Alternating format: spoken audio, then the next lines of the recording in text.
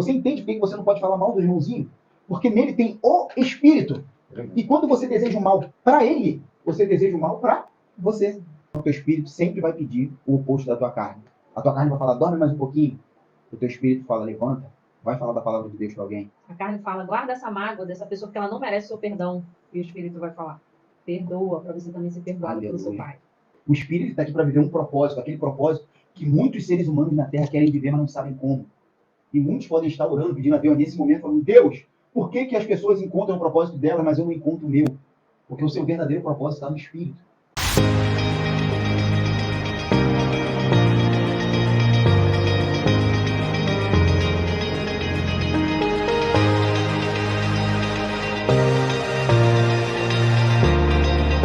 Olá, seja muito bem-vinda, muito bem-vindo a mais um podcast. Eu sou Júnior Coelho. Eu sou a Carla Coelho. E Noel Coelho. E hoje a gente vai falar de 1 Coríntios 3. Como que a gente pode implantar toda essa carta aqui, essa carta no capítulo 3, que Paulo enviou para a igreja de Corinto, né? O que a gente pode aprender com isso e como que isso ainda se reflete nos dias atuais, né?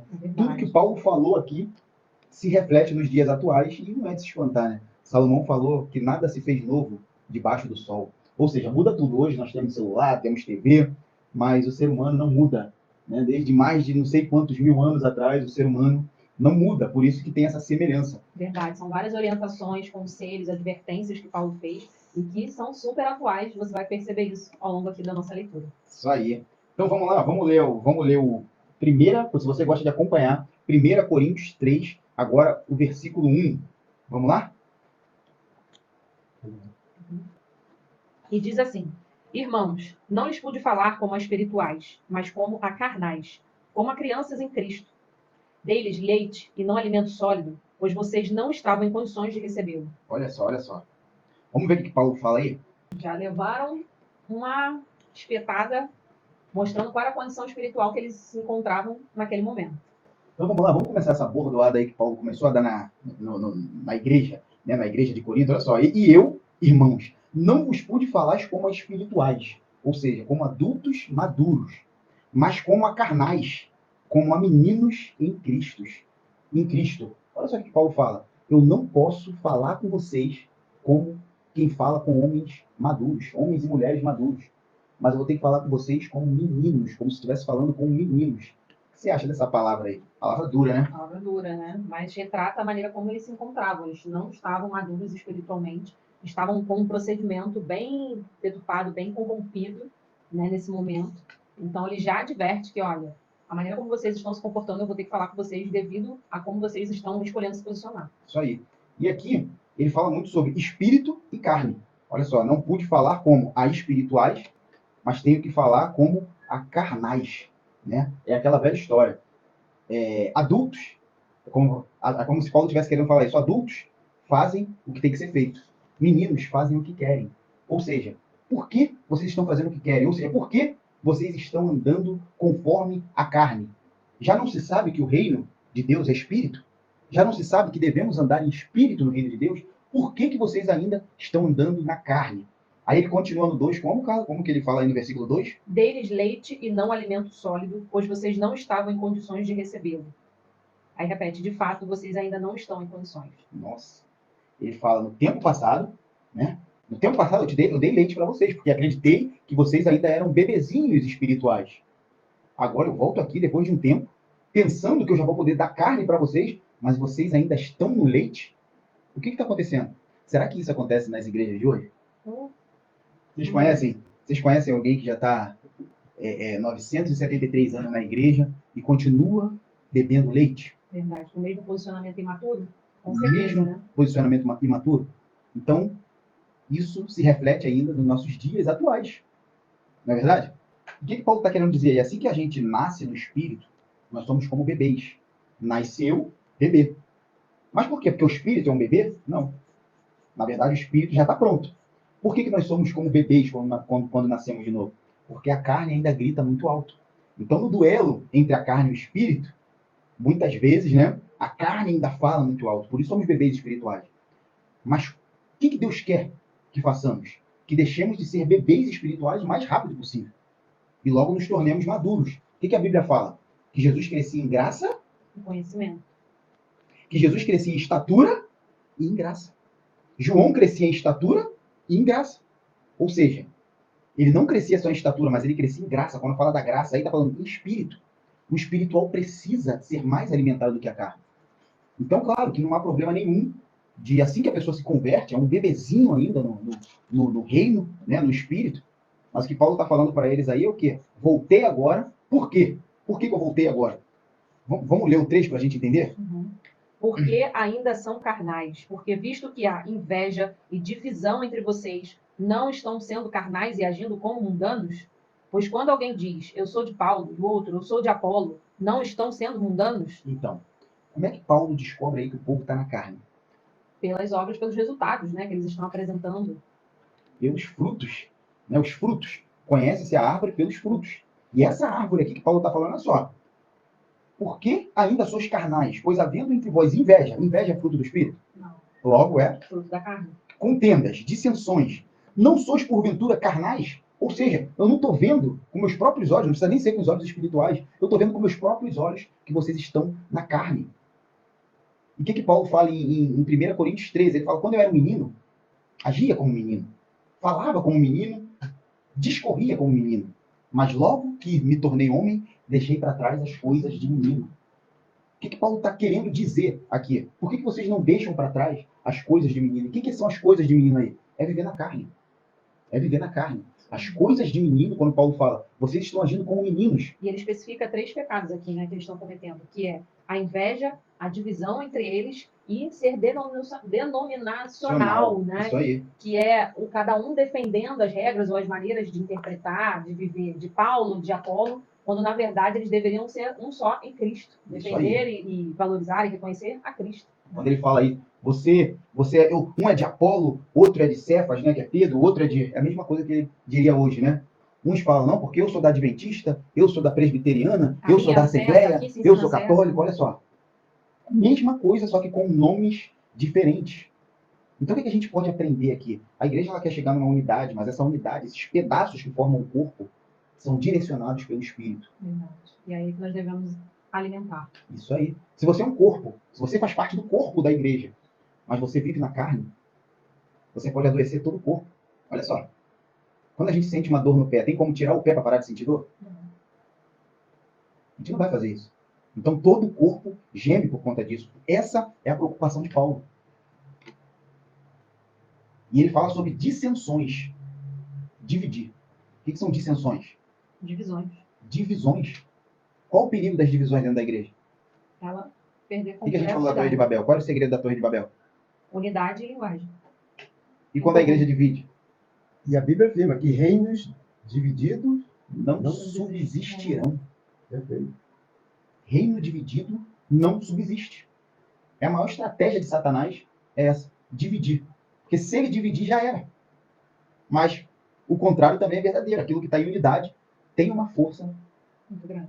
Tem uma força muito grande. Mas vamos lá. No 5 agora, né? E no 5 diz, afinal de contas, quem é Apolo, quem é Paulo?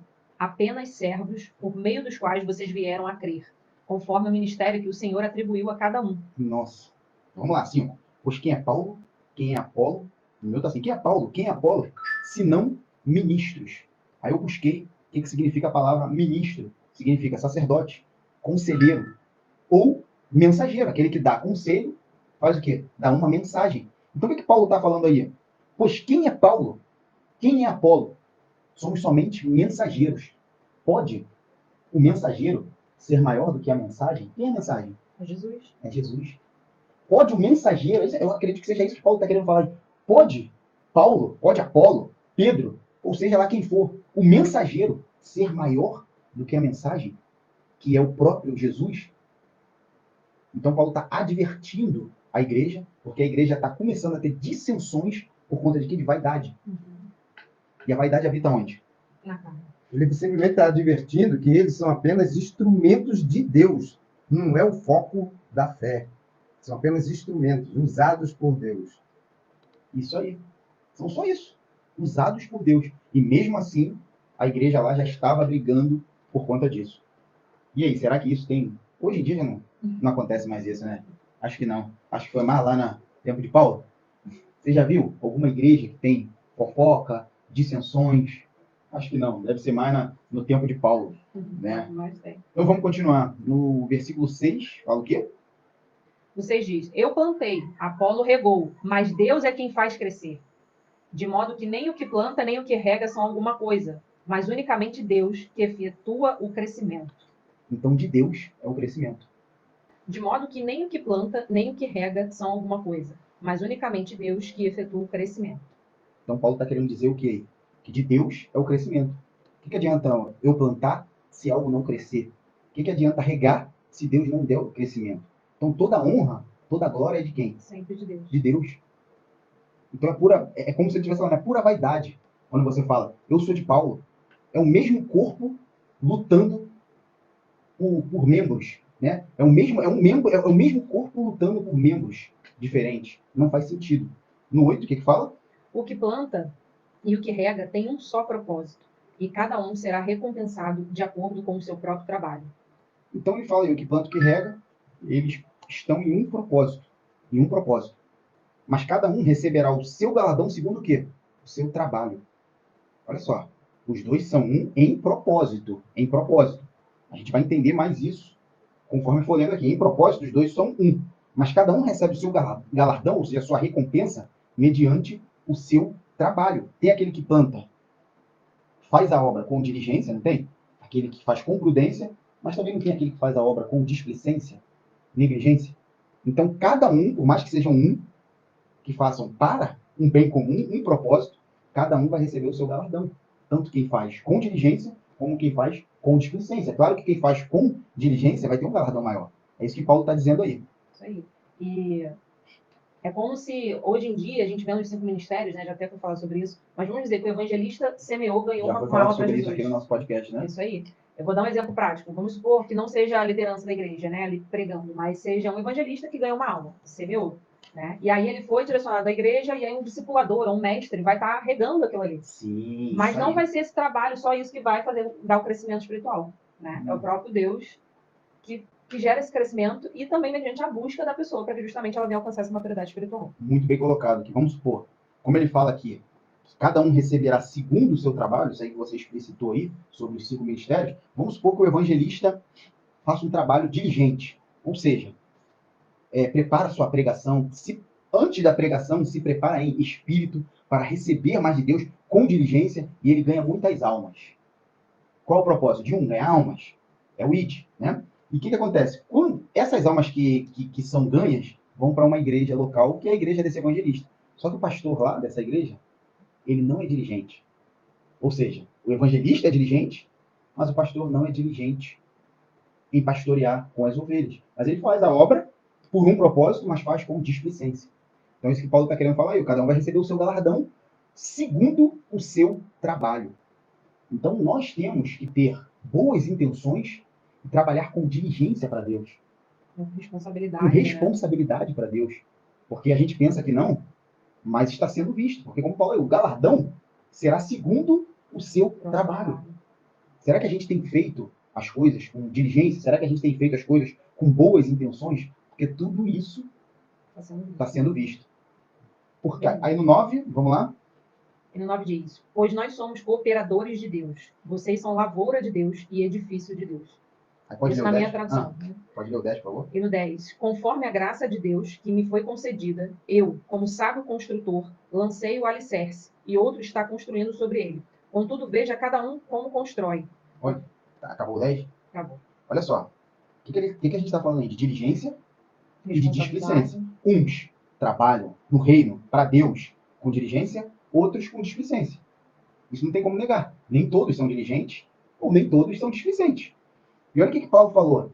Exaltando o nome de Deus, né?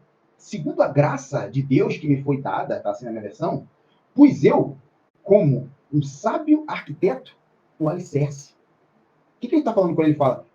Eu fiz essa obra de Deus como um sábio arquiteto. Ele está falando que foi diligente ou displicente? Diligente. Diligente. E ele pôs o quê? O fundamento. O alicerce é o que sustenta toda a estrutura. Toda a estrutura. E quem é o fundamento que Paulo está dizendo aí? Jesus. Isso aí. Jesus. Toda a igreja precisa ter como fundamento, é um fundamento, Jesus.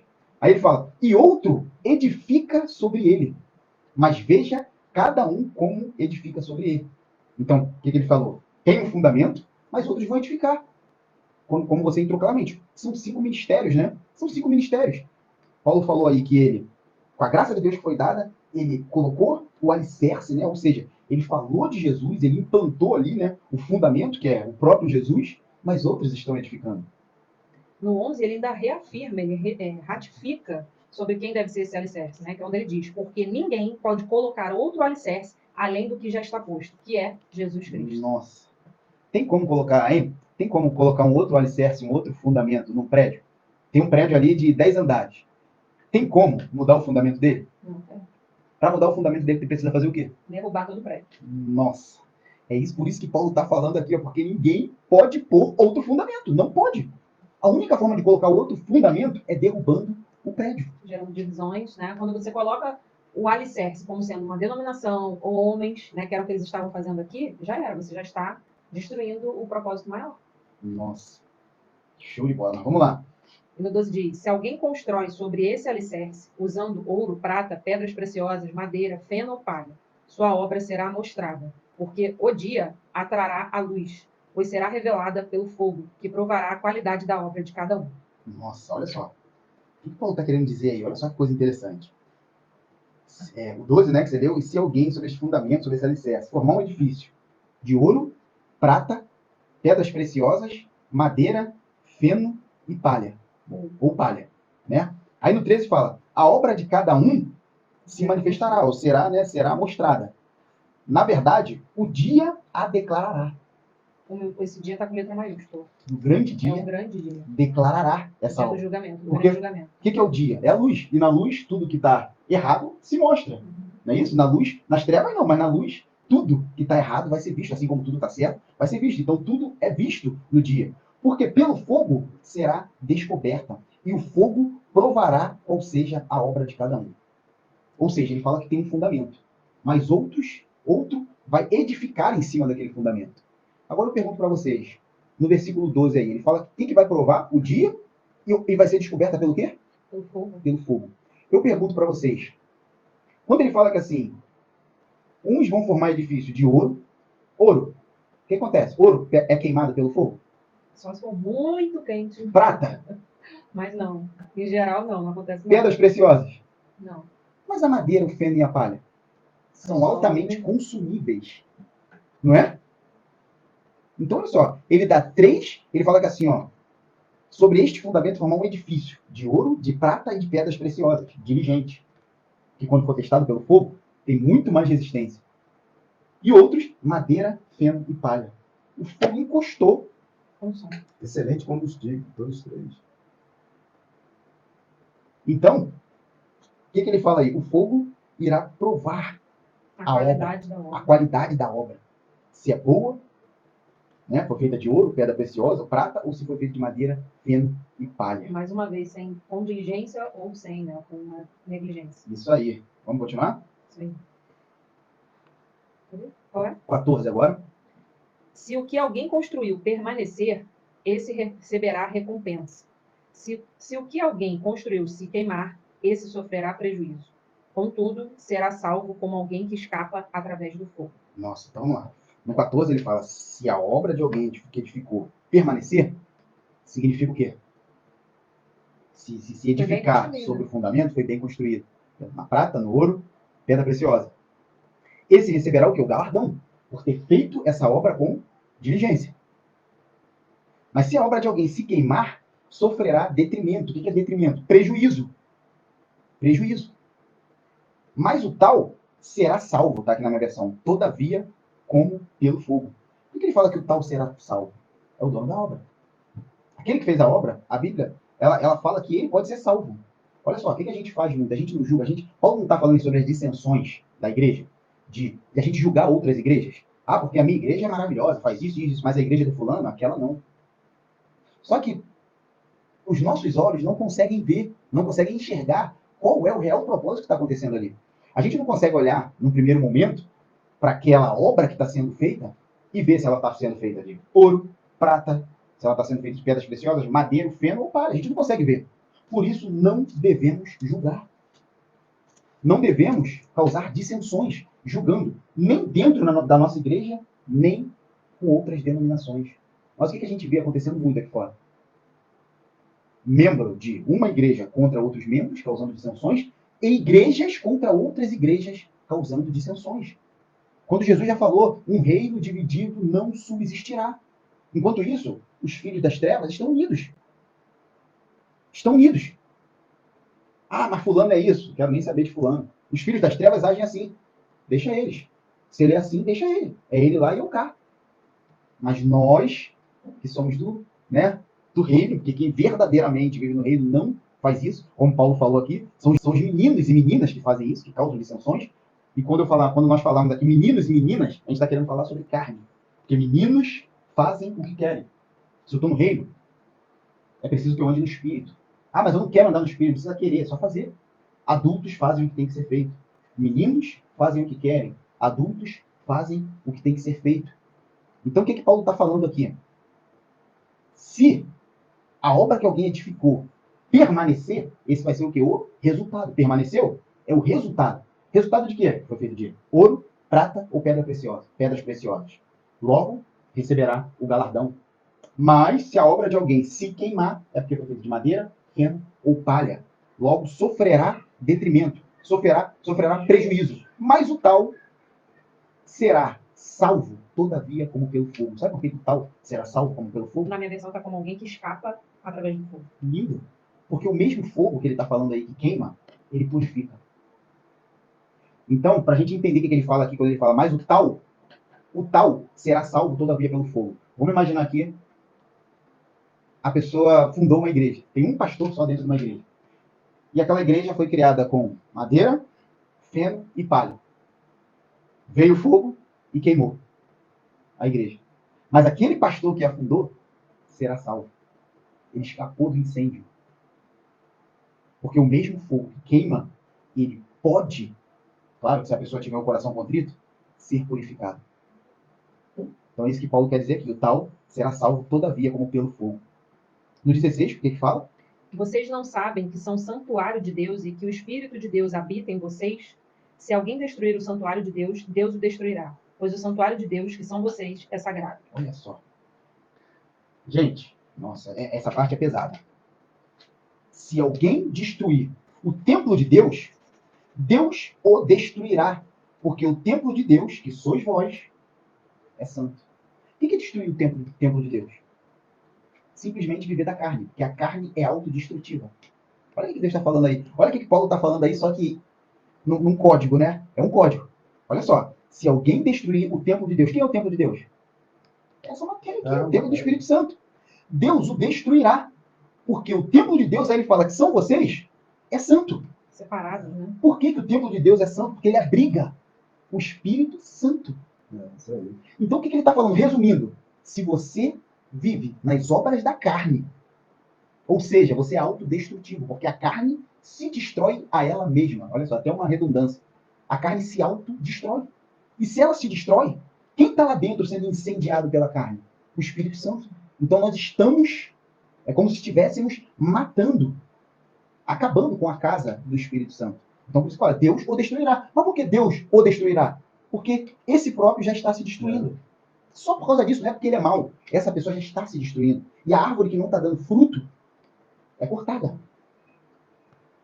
E santuário, se você for ver o significado, ele é justamente um lugar sagrado, um lugar separado para a vida de Deus, ou para viver em Deus. E sagrado também é separado para viver para Deus. Então, se você não está cumprindo esse propósito com o seu templo, né, com o seu corpo, você automaticamente está vivendo contra o que era para ser, né, o propósito maior. Viver para Deus, viver para as coisas de Deus, ser separado. Isso aí. A carne ela tem um propósito. Qual o propósito da carne? Se submeter ao espírito. A carne ela dá legalidade para a gente viver na Terra, porque um espírito não tem legalidade para viver na Terra. Então a carne ela dá essa legalidade. Mas qual a melhor função dela? Se submeter ao espírito. E para ela se submeter, como a carne foi feita para ser submissa, essa é a ordem, então ela não governa. Ela tem que ser governada. Então quando a gente vive no espírito, o que acontece? O espírito governa sobre a carne, ou seja, fala assim, vai lá, vem aqui, né? Porque o espírito é como o vento que sopra para onde ele quiser, na hora que ele quiser. Então ele governa a carne. Essa é a ordem que agrada a Deus, né? Só que quando a carne governa, o que acontece com o espírito? Ele não é alimentado, ele não consegue governar e te direcionar, e ainda te destrói o próprio tempo.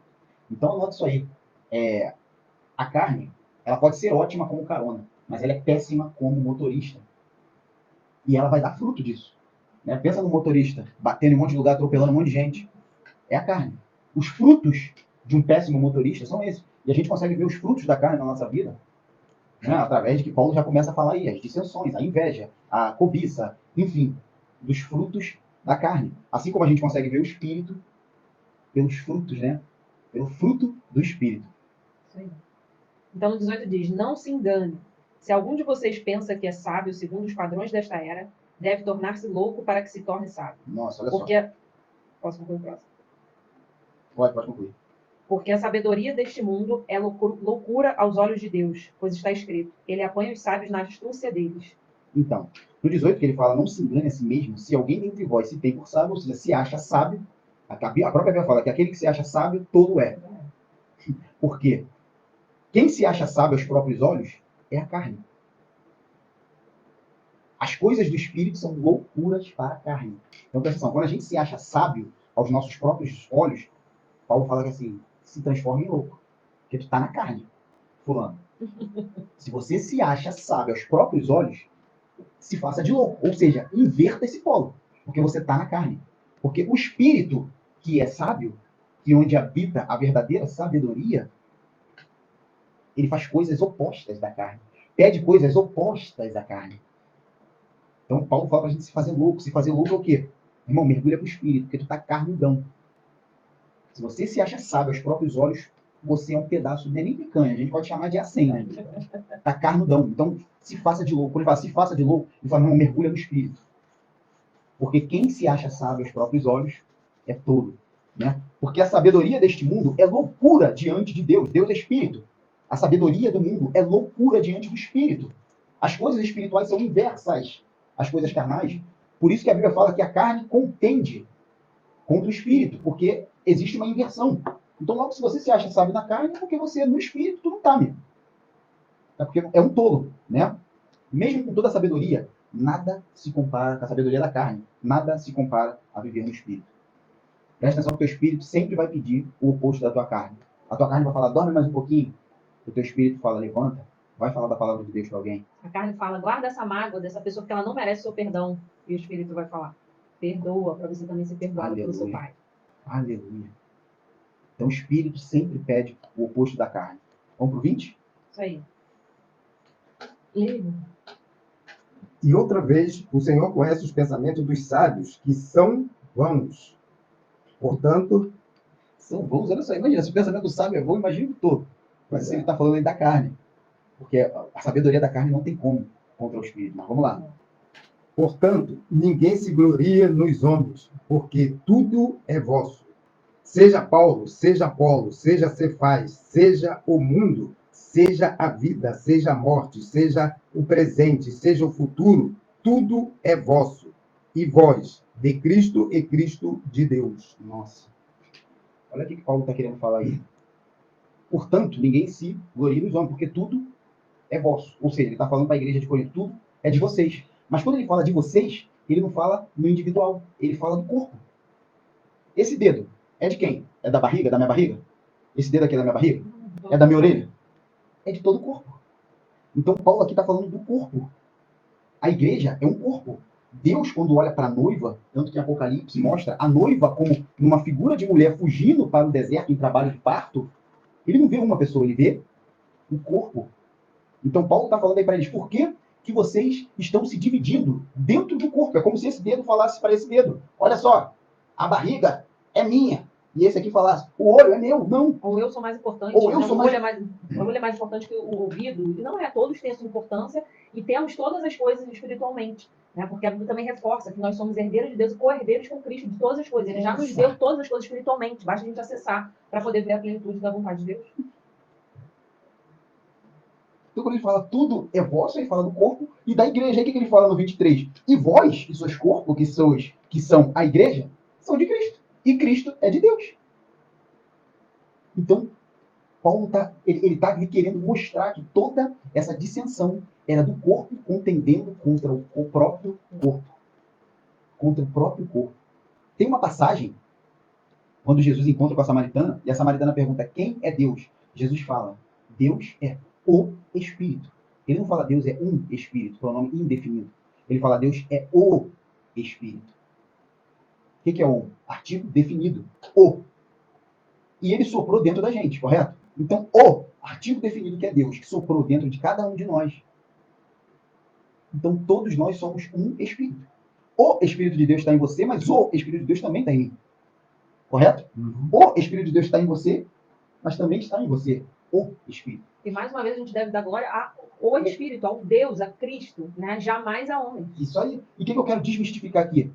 Que você não tem um Espírito, porque o Espírito não é seu. O que tem em você é o Espírito, que é dele. Então todos somos um só Espírito. Então quando eu falo mal do meu irmão que tem um Espírito, eu estou falando mal de quem? De mim. Porque eu também sou o Espírito. Entende isso? Deus é o Espírito. E esse o Espírito foi derramado em cada um de nós. Onde nós formamos o corpo. Você não tem um Espírito só para você. Você tem uma alma só sua. Mas o Espírito é dele. Ou o Espírito é seu? O Espírito é seu? Não, Quando a gente morre, o que acontece com o Espírito? volta para Deus. Isso prova a unipresença que diz, se você estiver nas profundezas, onde você estiver, lá eu estarei. Aleluia. Não Aleluia. justifica, não justifica? O A Espírito. unipresença. É isso aí. Cara, o negócio O que Deus fala? O Espírito é a lâmpada que está no mais íntimo da gente. Então, quando Deus quer ver a gente por dentro, é Ele que está ali, Ele acende e vê tudo. Até os pensamentos que a gente não sabe que está pensando, o Espírito sonda. Porque é Ele mesmo que está dentro de nós. Você entende por que você não pode falar mal do irmãozinho? Porque nele tem o Espírito. E quando você deseja o mal para ele, você deseja o mal para você. Porque a vida é um fluxo de saída.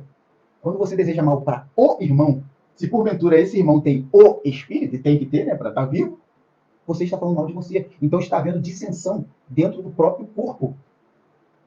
Por isso que Paulo fala, olha só, tudo é vosso.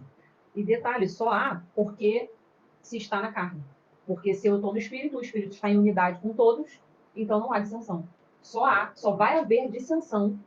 Isso na sua casa, dentro da sua família, na sua igreja, sua comunidade, se você estiver vivendo segundo a carne. Porque se estiver vivendo segundo o Espírito, ele está em unidade com todos os outros. Aleluia. No Espírito não há dissensão. Não há Glória a inveja. Deus, glória a Deus. No Espírito não há cobiça. O Espírito está aqui para viver um propósito, aquele propósito que muitos seres humanos na Terra querem viver, mas não sabem como. E muitos podem estar orando, pedindo a Deus nesse momento, falando, Deus, por que as pessoas encontram o propósito delas, mas eu não encontro o meu? Porque o seu verdadeiro propósito está no Espírito, na sua parte maior, na sua porção de Deus, né?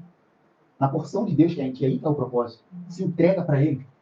Deixa o Espírito agir através de você, que você vai ver esse propósito acontecer, porque Deus é um Deus de propósito. E Ele quer realizar o propósito dele, só que essa matéria aqui não está deixando. Então é isso que Paulo está querendo dizer. Isso aí. Temos que ser um. Tem uma música que fala isso, né? Para que o mundo saiba quem tu és. Olha só, por que nós temos que ser um? Para que o mundo saiba quem tu és. Temos que ser um para isso. Então, tudo que é divisão é carne. E se aquela carne está dentro de um corpo, e está na carne, se você está dentro do corpo e está na carne, aquele pedacinho do corpo está doente, e todo o corpo geme por causa dessa carne. Sejamos adultos, maduros e espirituais, e não meninos, mimados, que fazem o que querem. Né? Então, finalizamos aqui, né, esse capítulo lindo, 1 Coríntios 3, que Paulo dá, é apenas uma carta de Paulo, né? Imagina o que Paulo não escreveu aí, uma carta de Paulo quanto à revelação. Várias orientações, muitas revelações, né, em poucos versículos, bem transformador e poderoso. A Bíblia manda dar honra a quem tem honra. E esse Paulo, ele escreveu 13 livros da Bíblia. Romanos, 1 Coríntios, 2 Coríntios, Gálatas, Efésios, Filipenses, Colossense, Tessalonicense, 1 Tessalonicense, 2 Tessalonicense, 1 Timóteo, 2 Timóteo, Tito e Filemão. Olha aí. Um Olha cara aí. desse não poderia se despedir que quando ele foi para Roma, sabendo que ia morrer, a frase dele tem que ser eterna. Quando ele falou, combati o bom combate, encerrei a carreira e guardei a fé. Aleluia, aleluia. É muito trabalho, é muita obra. É. E nesse assunto aí que você falou, as pessoas devem estar pensando, cara, mas ver no espírito deve ser muito desafiador, muito. Na verdade, a vida, né? A própria vida é uma incógnita. A gente fala, vê Salomão. Salomão nasceu rei, teve uma vida que aos nossos olhos, né, carnais, ele falou, tudo que meus olhos pediram eu dei. Quem melhor do que eu pode explicar como gozar da vida? Se tudo que meus olhos pediram eu dei. Quando ele fala meus, ele está falando de quem? Não é do espírito, ele está falando dos olhos dele, carnais. Tudo que eles pediram eu dei. Salomão viveu ele morreu, né, em depressão. Pelo eu dele, pela carne dele. Tudo que meus quer dizer carne, era a vontade dele. Morreu em depressão. A gente vê em Eclesiastes, vaidade de vaidade. Melhor é um aborto. É melhor nascer e morrer, né, do que passar os dias aqui debaixo do sol. Então, para ele, a terra foi muito viver na terra. Por mais que ele tivesse tudo, foi um desgaste. Ele fala que é um desgaste. Mas Paulo, ele não viveu na carne. Boa parte da vida dele, ele viveu em espírito. Olha só. Porque ele fala assim, já não vivo eu. Ou seja, minhas vontades. Ele fala, a minha carne foi crucificada com Cristo. Portanto, já não vivo eu, mas Cristo vive em mim. O que é Cristo vive em mim? Cristo morreu, mandou o Espírito Santo, o Consolador, e ele só dava lugar. Só deu lugar para o Espírito Santo agir. E o Espírito Santo agiu através do corpo dele. Lembra que a gente falou? O corpo ele foi feito para ser guiado e não para guiar. Paulo fez isso. E aí ele encerra. E como que ele termina a carreira? Como é que ele fala? Salomão fala que vaidade de vaidade, melhor é um aborto.